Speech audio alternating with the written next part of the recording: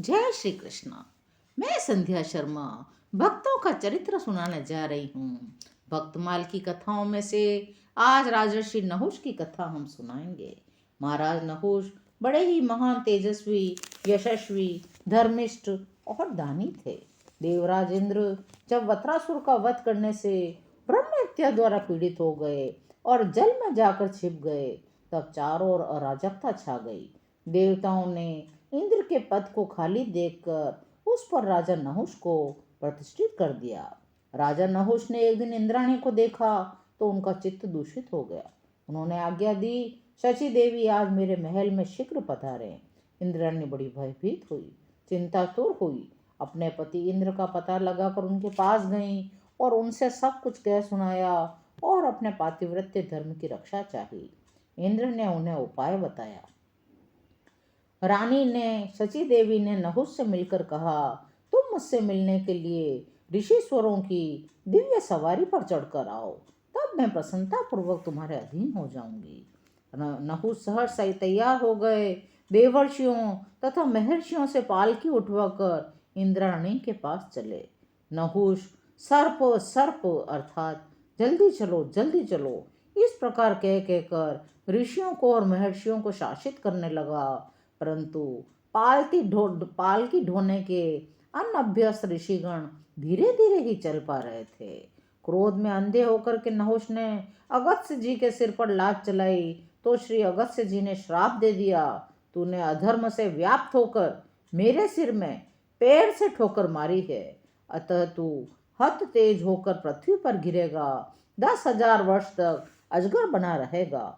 नहुष से ये सुनते ही काम का नशा उतर गया। दीन होकर के मुनि से प्रार्थना करने लगा, प्रभु मेरे शाप का अंत भी नियत कर दीजिए। तब श्री अगस्त्य जी ने कहा, जो तुम्हारे पूछे हुए प्रश्नों का उत्तर दे दे वही तुम्हें श्राप से छुड़ा सकता है।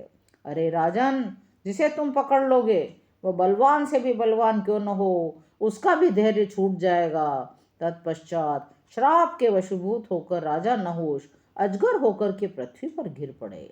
उस समय पांडव जुए में हार कर वनवास कर रहे थे। उस समय द्वैत वन में एक दिन भीमसेन नहुष जो कि अजगर बने हुए थे उनकी पकड़ में आ गए। लाख प्रयत्न करने पर भी महाबली भीम अपने को छुड़ाने में समर्थ नहीं हो सके। उन्हें ढूंढते हुए धर्मराज युधिष्ठिर वहां पहुंच गए। धर्मराज ने अजगर से भीम को छोड़ देने के लिए बहुत प्रार्थना की। तब अजगर जो कि राजा नहुष थे पूछने लगे, यदि तुम मेरे पूछे हुए प्रश्नों का उत्तर दे दोगे तो मैं तुम्हारे भाई को छोड़ दूंगा। युधिष्ठिर जी ने हाँ कहा। तब अजगर ने पूछा, राजन यह बताओ ब्राह्मण कौन है? दूसरा प्रश्न, जानने योग्य तत्व क्या है? तब युधिष्ठिर ने कहा, नागराज जिसमें सत्य हो, दान हो, क्षमाशीलता हो, सहनशीलता हो, क्रोध का अभाव हो, जो तपस्या भी हो और दया हो, यहाँ ये सद्गुण दिखाई देते हों, वही ब्राह्मण कहा गया है। जानने योग्य तत्व तो परम ब्रह्म ही कहा गया है। अजगर ने कहा, युधिष्ठिर तुम जानने योग्य सभी बातें जानते हो। तुम्हारे शुभ शुभ आगमन से मेरा यह काल पुण्य काल हो गया है। अब इस घोर तमोमय योनि से मेरा उद्धार होगा। यह कहते हुए राजा नहुष ने अजगर का शरीर त्याग दिया और दिव्य शरीर धारण करके स्वर्ग लोक को चले गए।